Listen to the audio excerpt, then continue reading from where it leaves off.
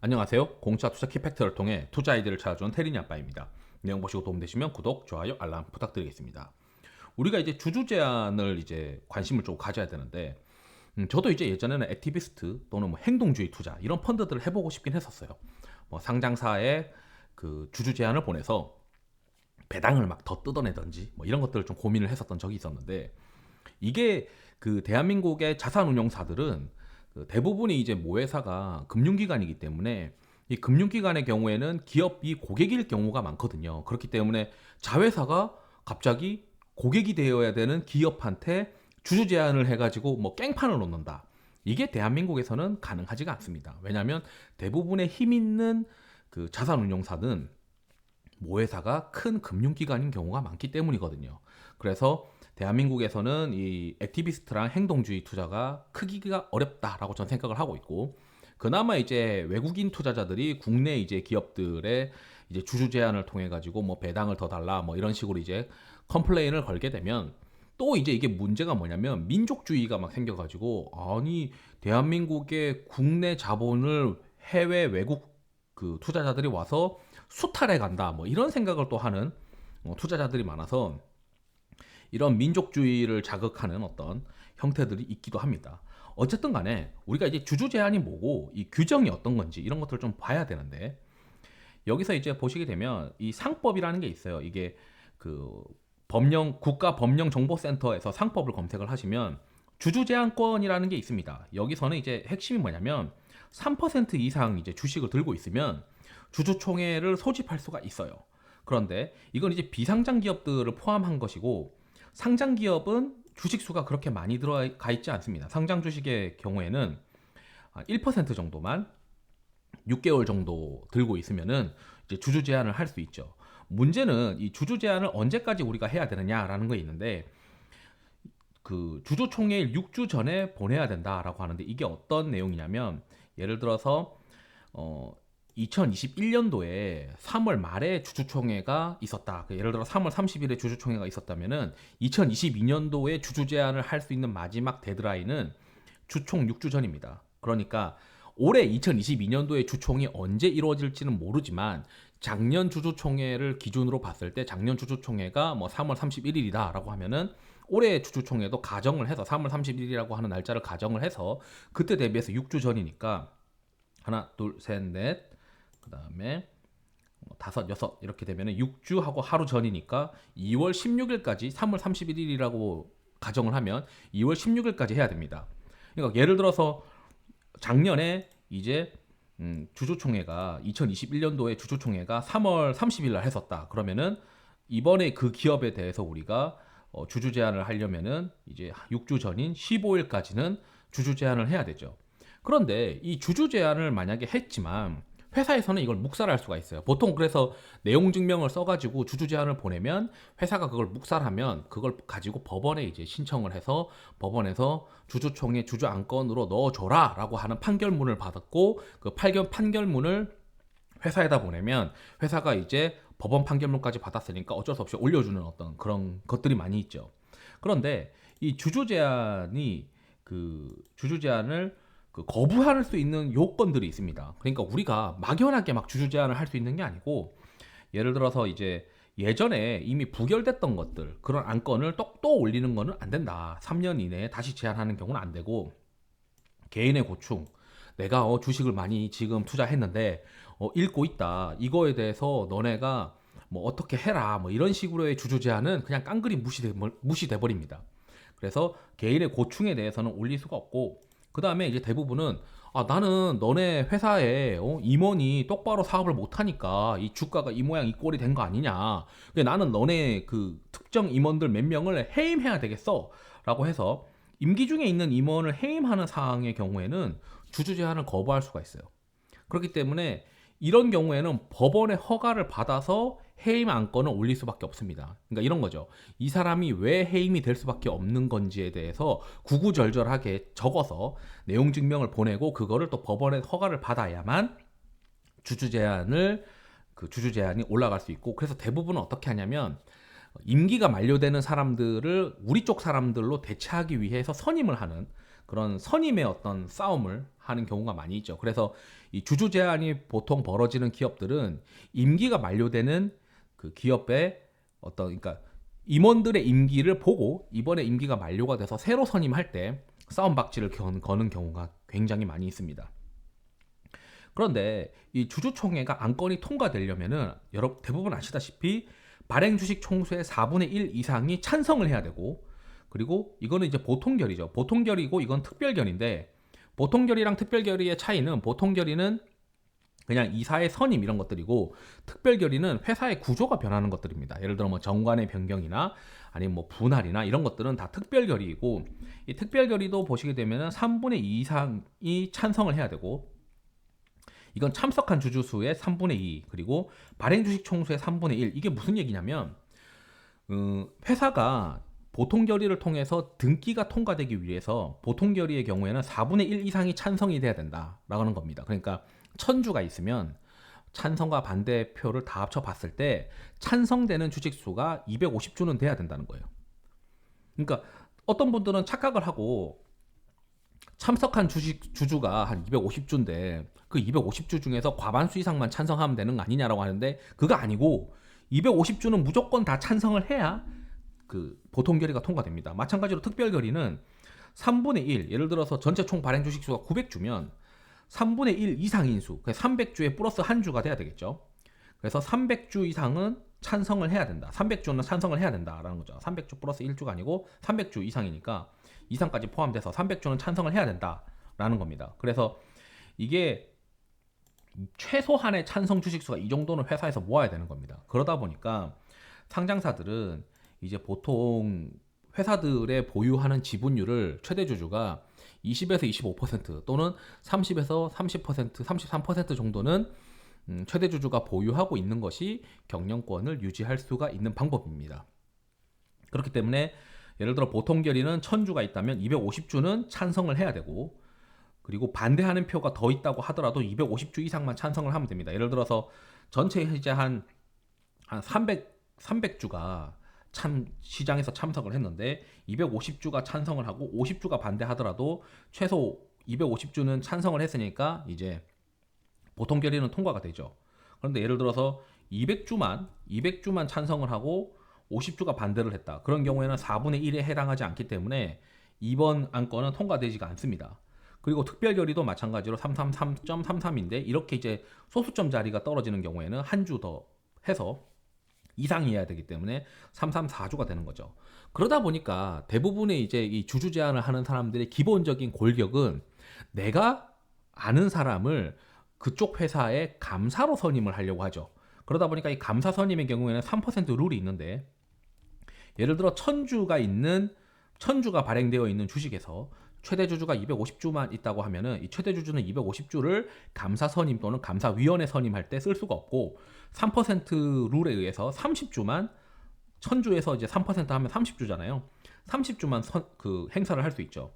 그러면 행사할 수 없는 거는 250주에서 30주를 뺀 거는 220주는 이제 무의결권 주식이라고 하고, 총 주식 수는 여기서 재산정이 되는데 전체 1000주에서 220주가 빼진 이제 780주가 총 발행 주식 수로 간주가 되고, 여기서 195주가 찬성을 해야 4분의 1이니까 195주가 찬성을 해야 이 임원 선임이 가결이 되는 겁니다. 그러니까 감사를 선임하기 위해서는 195주의 찬성표가 있어야 되는 거죠. 그렇다면 일반적으로 이사를 선임하는 것 대비해서는 감사를 선임하는 거는 상대적으로 이제 주식수가 덜 들어가기 때문에 소액주주한테 유리할 수가 있고, 또는 이제 최대 주주가 뭐 지분율이 뭐 50%다 또는 뭐 40%다 이렇게 지분율이 너무 높은 경우에는 무의결권 주식수가 굉장히 많아지니까 총 발행 주식수가 확 줄어들잖아요. 그래서 보통결의, 그러니까 감사 선임이나 감사위원회 선임하는 보통결의에 들어가는 주식수가 확 줄어들면서 우리 쪽 사람들을 좀 더 선임하기가 쉽죠. 근데 문제는 여러분들이 과거에 이제 감사 선임이나 감사위원회 선임을 소액주주들 쪽에서의 원하는 사람을 선임을 해도 주가가 그때 반짝 오르고 그 다음에 그렇게 바뀌지 않습니다. 왜냐하면 전체 이사회는 이사회에서 뭐 배당을 더 주고 이런 결의를 하기 위해서는 이사회의 과반수가 찬성을 해야 되는데, 과반수라고 하는 거는 절반이 아니에요. 절반 플러스 한 명입니다. 그래서 예를 들어 7명인 경우에는 과반수라고 하는 건 4명이고 그다음에 10명이 이제 이사회의 경우에는 6명이 이제 찬성을 해야 이제 이사회가 통과가 되는데 한 명 딸랑 넣어봐야 사실 답이 없어요. 한 명 넣어봐야 그냥 회사에서는 그냥 뭐 자리 하나 주고 그냥 왔다 갔다 하고 그냥 마는 거죠. 그래서 한 명 가지고는 제가 봤을 때는 큰 건 가능성이 없다. 그리고 이제 이런 것도 있습니다. 이 개정상법에 따라서 전자투표를 도입하는 경우에는 발행 주식 총수의 4분의 1 이상의 의결권 정족수를 면제한다라고 되어 있어요. 감사 및 감사위원회 선임할 때. 그러니까 원래는 195주가 필요한데 이 195주가 필요한 게 아니고 전자투표를 도입하면 195주가 아닌 그냥 참석한 놈들 중에서 절반 이상이 이제 찬성을 하면은 감사는 이제 선임할 수 있다. 그렇게 되면은 소액주주 입장에서는 전자투표를 도입하면은 우리 쪽 사람을 감사로 또는 감사위원회로 선임하기가 쉽잖아요. 근데 회사에서는 전자투표를 이사회 결의로 도입을 안 해버리면 됩니다. 회사에서 전자투표를 이사회 결의를 도입하지 않으면 그냥 195주 그대로 필요한 거예요. 예를 들어서. 그러면 소액주주가 전체 발행 주식 총수의 20%에 가까운 주식을 모으기가 쉽지가 않다는 거죠. 엄청나게 돈과 비용이 많이 들고 시간이 많이 들기 때문입니다. 보통 이제 회사에서 위임 업체에다 위임을 하면서 이제 뭐 주식수와 이제 분포되어 있는 사람들에 대한 수에 따라 다르긴 한데 보통 금액이 한 5천만 원 전후로 들고 많이 드는 경우에는 1억 정도가 위임하는데 들어갑니다. 그게 다 회사에서 들어가는 비용이거든요. 그리고 이제 또 어떤 얘기를 해드리고 싶냐면 이거는 이제 그 정관이 있는데 우리가 주주 제안을 하기 위해서는 정관을 잘 봐야 돼요. 내가 이사 선임을 우리 쪽 사람들로만 하고 싶은데 우선은 정관에서 이제 전체 이제 이사 수가 몇 명이냐 그리고 전체 이사 수가 몇 명까지 선임을 할 수 있고 그 이사 중에서 선임할 수 있는 이사 수가 지금 임기가 어떻게 되고 있고 그 임기에 따라서 선임 가능한 이사 수가 여기 이제 정관에 있죠. 그런데 이러한 이제 이게 지금 제가 한국콜마를 올려놨는데 이 한국콜마뿐만 아니고 다른 기업들도 이 정관이라는 걸 자세히 보면 정관은 어디에 있느냐 이 사업보고서를 클릭하셨을 때 여기 이제 첨부 선택에 정관이라는 게 있습니다. 그러니까 연간 단위로 사업보고서에서는 이 정관이 있어요. 회사의 정관. 이 회사의 정관에는 그 주주 제한을 방어하기 위한 독소 조항들이 있어요. 그렇기 때문에 시장에서는 뭐 대한민국의 상장사가 이번에 IPO가 엄청나게 큰 기업들이 들어오면서 시장 자체가 주가가 안 가고 지수가 올라가지 못하는 것도 디스카운트 요인이고 뭐 북한과의 관계도 디스카운트 요인이고 또는 배당을 많이 안 주는 것도 디스카운트 요인인데 또 하나 숨겨져 있는 디스카운트 요인이 뭐냐면 제3자가 M&A를 통해서 회사를 집어삼키지 못하게 막아놓은 정관들이 다 디스카운트 요인입니다. 그러니까 이 정관의 변경은 특별 결의를 통해서 이미 만들어 놓은 것이죠. 그럼 어떤 이제 그 정관들이 있느냐? 여기에 보면 이제 보통은 해임이 있어요. 해임이라고 검색을 하면 해임이라고 검색을 하면 주주총회 결의 방법에 이런 독소 조항이 있습니다. 적대적 인수합병으로 인하여 기존 이사의 해임을 결의하는 경우에는 발행 주식 총수, 그러니까 정관에서 별도로 주주총회 결의 방법을 새로 정한 것입니다. 그러니까 상법상에서 우리가 주주총회 결의가 이제 특별 결의가 아닌 일반 결의의 경우에 보통 결의도 4분의 1, 그러니까 25%만 찬성하면은 임원을 바꿀 수가 있는데 해임도 사실은 이게 마찬가지예요. 그런데 이렇게 이제 정관에 별도로 정하는 양식들이 있습니다. 갑자기 3분의 2 이상 발행 주식 총수의 3분의 2 이상이 찬성해야 해임이 된다는 거예요. 거의 뭐 이건 불가능한 거예요. 3분의 2를 주식수를 모아가지고 와야만 특정한 사람을 해임할 수가 있다는 거죠. 그래서 애초에 내가 저 사람이 경영을 잘 못해가지고 회사를 말아먹었는데 그 사람을 자르고 싶다고 해서 자르기가 굉장히 쉽지가 않다는 거예요. 첫 번째는 주주 제한을 통해서 소수주주권을 봤을 때 주주 제한을 거부할 수 있는 게 해임에 대해서 거부할 수 있고 심지어 내가 그러면 적대적 M&A를 해가지고 회사를 집어삼켜가지고 애들을 좀 자르겠다라고 생각하는데 필요한 주식수가 3분의 2라고 이미 세팅이 되어 있는 거죠. 정관에. 이미 이런 것들을 세팅해 놓은 회사 상장사들이 굉장히 많이 있습니다. 거기에 이렇게 되어 있어요. 보훈항을 정한 사항을 정관을 재개정을 하려고 하는 경우 마찬가지로 3분의 2 이상 필요하다. 그러니까 정관에서 정관 변경하겠다라고 들어들면서 이야 이거 주주총회 결의 방법이 이거 적대적 M&A를 아예 막는 방법이니까 이 회사는 앞으로 그 어느 누구도 이런 기업들을 M&A 할 수 있는 가능성이 사라지는 거 아니냐. 그래서 대한민국의 지주회사들이나 일반적인 기업들의 문제점이 뭐냐면 외국 투자자가 봤을 때는 M&A 가능성이 아예 제한적으로 사라져 버려서 막아놓은 상태가 돼버리는 경우가 많아요. 우리가 인적 분할을 통해서 지주회사랑 사업회사가 바뀌고 그리고 지주회사가 그 결국에는 머리로 올라가는 그런 행태들을 통해서 경영권을 강화하는 것들이 장기적으로 봤을 때 디스카운트 요인이 되는 거는 더블 카운팅 이슈도 있지만 아예 제3자가 봤을 때 M&A를 통해서 회사를 집어삼킬 수 있는 이슈 자체를 막아버리기 때문에 외국인 입장에서는 진짜 기업이 좋아지거나 배당을 많이 주거나 이런 것들이 보이지 않는 이상 결국 투자하고 싶지 않다는 거죠. 그러니까 주가가 많이 떨어져서 이게 바텀에서 뭔가 매수 수요가 들어와야 되는데 외국인 입장에서는 이 회사가 가치가 저평가됐지만 그 회사를 M&A 대상까지도 대기가 어려운 상황이 돼버리는 겁니다. 왜냐하면 이러한 독소 조항들이 굉장히 많이 정관들에 있어요. 그렇기 때문에 대한민국의 어떤 상장사들은 아쉽지만 이 주주총회 결의 방법에 정관상의 독소 조항들이 있는 기업들이 상당히 많고 그런 것들 때문에도 M&A 자체가 원천 봉쇄되어 있는 기업들이 꽤 많이 있다. 그러면은 보통 저평가된 기업의 경우에는 공격수들이 우리가 이제 뭐 그 액티비스트들이 들어와서 뭐 자산들 안 쓰는 자산들 그런 거 팔아가지고 배당도 하고 이렇게 해라 이렇게 하고 싶지만 그런 게 잘 안 된다는 거예요. M&A도 어렵고 그렇게 이사회를 뛰어들어가지고 뭔가 그 공격한다는 게 쉽지가 않더라는 거죠. 그나마 국민연금은 지분율이 높으니까 회사를 좀 흔들 수가 있는 거죠. 우리 쪽에서 너네 선임하는 거 반대할 거고 너네 임원이 과거에 범죄 사실이 있는데 왜 걔를 임원으로 하느냐. 그리고 사회이사도 뭐야 이거 왜 독립성이 있어야 되는데 왜 회사 쪽 회사랑 세 사람이랑 친한 사람을 사회이사로 하느냐 이런 식으로 이제 방해를 하는 거죠. 이제 이런 사람들도 있어요. 야 국민연금이 자꾸 이렇게 방해하면 안 좋은 거 아니냐라고 하시는 분들도 있겠지만 저는 이제 그런 생각을 하는 겁니다. 국민연금이 그래도 배당을 많이 이렇게 내게 되면은 그 돈이 결국에는 일반 그 국민연금 가입자들한테 돌아가는 거고 그러지 않고 그 외국 기업들이 만약에 배당을 많이 하고 이렇게 하는 경우에는 외국인 지분율이 높은 기업일수록 돈은 어차피 해외로 나가는 거잖아요.